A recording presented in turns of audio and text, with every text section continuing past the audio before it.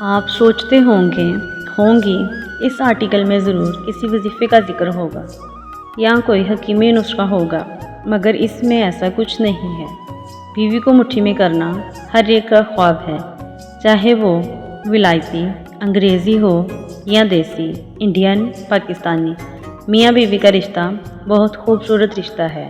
کائنات کی ابتدا میں بننے والا یہ رشتہ اللہ رب العزت کی نشانیوں میں سے ایک نشانی ہے۔ اللہ رب العزت نے ہر جاندار کے جوڑے بنائے ہیں۔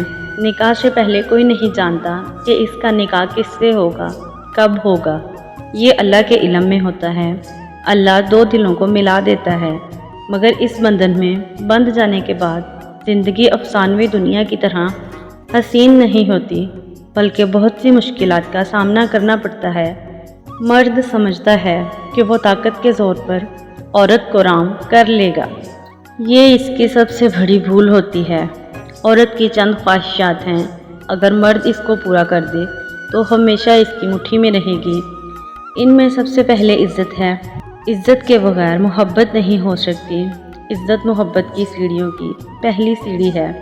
اکثر مرد انا کے مارے عورت پر بلا وجہ کا رعب ڈالتے ہیں کہ بیوی اس سے دب کر رہے گی، مگر کچھ عرصے کے بعد یہ فارمولہ الٹا پڑ جاتا ہے، خاص کر جب بچے ہو جاتے ہیں تو وہ بھی ماں کے ساتھ زیادہ ہمدردی رکھتے ہیں اور باپ کو قصوروار سمجھنے لگتے ہیں۔ اس طرح گھر کا ماحول پوری طرح سے خراب ہوتا ہے۔ برابر کی لڑائی شروع ہو جاتی ہے، جو بہت خطرناک بات ہے۔ اس لیے ناجائز رعب رکھنے سے پرہیز کیجیے، مگر جائز بات پر روک ٹوک کر سکتے ہیں۔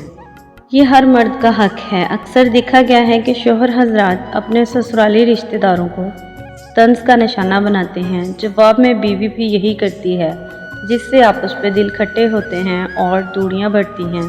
اگر مرد عورت کے رشتہ داروں کو عزت دے گا تو امید ہے کہ بیوی بھی عزت کرے۔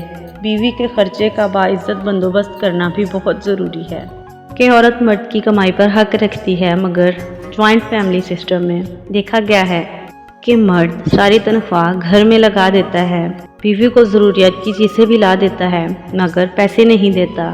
اس وجہ سے بیوی کا دل خراب ہوتا ہے کہ تھوڑے بہت پیسے دینے چاہیے کہ اپنی خواہش کے مطابق کبھی خرچ کر سکتے، اپنے رشتہ داروں کو بھی کچھ دے سکے۔ باقی یہ ہے کہ مرد کی سب سے بڑی بھول یہ ہے کہ اونچی آواز سے عورت کو دبا دے گا۔ عورت سہم کر چپ کر کے بیٹھ جائے گی، مگر یہ غلط بات ہے۔ وہ آپ سے دور ہو جائے گی۔ وہ اپنی ضروریات کی باتیں کبھی بھی آپ سے نہیں کہے گی۔ ہر کام بددلی سے کرے گی، جس سے ازدواجی زندگی کا حسن ختم ہو جائے گا۔ نوٹ: اس سارے آرٹیکل کی بنیاد عزت پر ہے۔ سب باتوں کا نچوڑ عزت ہے۔ عزت کیجیے، عزت لیجیے۔ عزت کا مطلب یہ بھی ہے کہ اپنی ذمہ داریوں سے فرار اختیار نہ کیا جائے۔